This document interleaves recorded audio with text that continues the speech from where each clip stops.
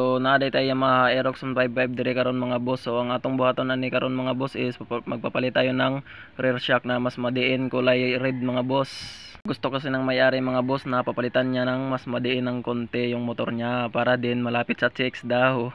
Siyempre hindi to plug and play mga boss, meron tayong tatabasan dito ng konti. So shoutout pala sa may-ari dito mga boss, kasi yung unang unit niya mga boss is Raider 150. So parehas ako na Raider 150 din mga boss. So baka nasawa na siya sa Raider 150 mga boss dahil medyo maliit lang. So kaya yun, nagpalit siya ng Aerox 155 and then binalik niya sa akin mga boss dahil medyo i-upgrade daw niya ng street bike concept. So ayun, ginawa ko na and then meron pala tayong tinabas dito mga boss ng bossing ng rear shock natin dahil hindi kasi siya swak doon sa lagayan ng mismo ng shock mga boss, kaya grinderan muna natin. And then pagkatapos natin grinderan mga boss, so testing ko muna baka swak na yun. So yun, tinisting ko muna ulit. So kung napansin nyo mga boss, parang hindi pa rin siya fit mga boss, so baka kulang pa yan ng pag-grinder ko.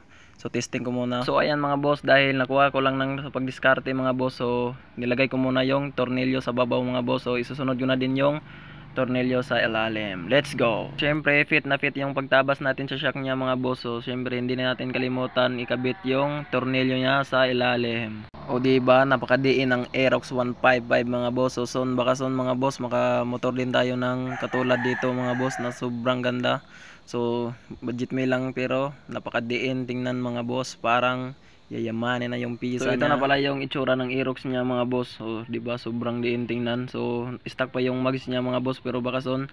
So nag-isip pa siya mga boss na papalitan niya ng frame set dahil street bike project dahil itong Aerox na to mga boss. So dito na naman tayo mga boss sa rear shock mga boss. So pinag-isipan pa ni tropa kung anong gagawin namin dito, magic lowered ba or i-lowered na lang namin para hindi mas matrabaho mga boss. So syempre dahil sabi ng tropa mga boss is i-lowered na lang natin and then ayan, binuksan ko na yung tornilyo para i-lowered na lang natin para hindi na din masyadong malaki na yung trabaho dahil pauwi pa siya ng Dawin mga boss. So yun, medyo malayo pa yun. Magpasalamat pala ako sa tropa natin, sa owner ng motor na to, dahil kahit malayo pa yung bahay natin pumunta pa siya mga boss dahil lang mapatrabaho yung motor niya sa akin mga boss. So narate gamay yung problema dre mga boss. So magtabas ra tayo ng konti. Kay kaning Aerox mga boss, dagan magud siyang wire and then na siya i-cover nga plastic. So kailangan natong tabasan to and then para ma-lowered na to ayo ning yang front shock. So baka nga atong i-lowered mga boss uno imedya lang sasayad kasi siya mga boss. Ayan, kailangan nating tabasan yan. So gagamitan natin ng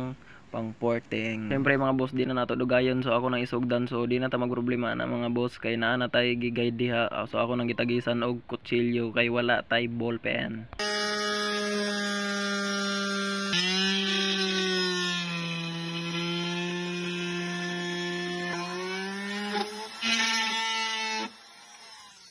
So ayan na mga boss, so tapos na nato na tabas mga boss. So pwede na nato taod ng ating front shock. So ang bali ang gilowerd natin dito mga boss is bali 1.5 lang. Hindi na natin masyadong i-lowered ng maayos mga boss, baka mas sumasayad na din yung wheel cell at saka yung ating tipos. Medyo mabigat kasi itong Aerox mga boss, kaya din na natin kailangan ng i-lowered ng maayos. So yun, masaya na din si tropa dahil naka-lowered na yung motor niya, mas madiin na din tingnan. Ay syempre, natapos na natin natabas mga boss. So di na to kalimtan itaod yung tornilyo.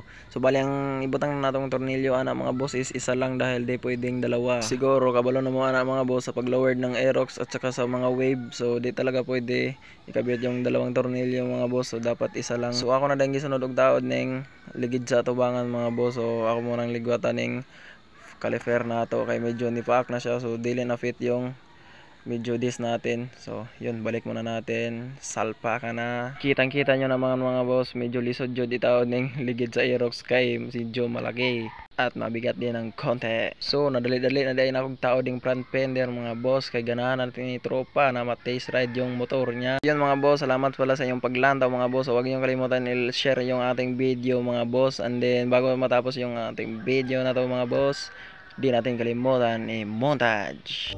The feeling won't let me sleep 'cause I'm lost in